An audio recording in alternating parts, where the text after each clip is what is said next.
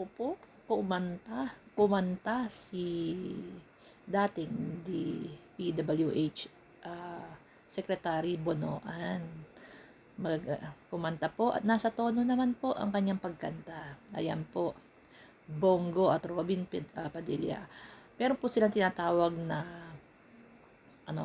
leadership fund sa Senado. Ang minimum is 500 million. Yan.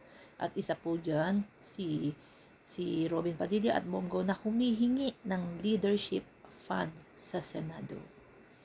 So, ano nangyari? So, yan po, si Benoan nagsabi hindi ako. Naku nga, mga nagmamalinis naman ito. Kaya pala, alam niyo naman po, nung election, di ba? Kung matatandaan yung election, 2022, itong si Robin Padilla, wala siya talagang mga campaign materials or mga parade dahil wala siyang budget. Nagbenta lang nga yan ng yung sasakyan, di ba? So, wala siya talagang pera. Sumasabay lang siya dun sa mga ibang politiko, nakikisakay-sakay. Tapos biglang nagkaroon ng milyones, 'di ba? Yung salary niya 224 million ba? Basta na sa 220 million po yung kanyang salary. Tapos ayan mayroon pa pala, may pinagkukunan po ng ibang resource, ibang income. Siyempre from taxpayers money. Disclaimer, kay Bonoan po galing yan na from leadership fund, minimum 500 million ang pwede po na kunin ng mga senator, i-request ng mga senator. Ang tinatawag nila dyan, leadership fund dyan sa Senado. At lahat po sila, 2020, from 2024 po yan, 2024-2025, yung nag-umpisa po yung leadership fund na yan.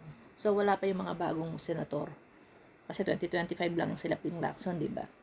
So, ayan po, ang mga nagmamalinis, Kaya pala ayaw mabuking ni Robin Padilla.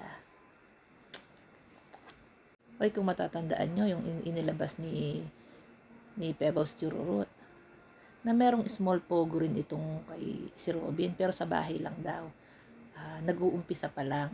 Biglang ang pinaban ni PBBM ang pogo. Kaya naudlot ang pagiging bilyonaryo. Bilyonaryo po pagiging bilyonaryo ni Robin Padilla. Not like si Amy. Talagang super ate. Ang tawag sa kanya is super ate. Talagang nakapagpondong-pondo na siya.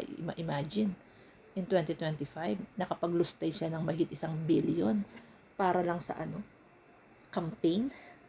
Diba, tagisan sila ni Camille Villar. Saan galing ang 1 billion? Alam niyo ba kung magkano ang 1 billion? 999.99999 million.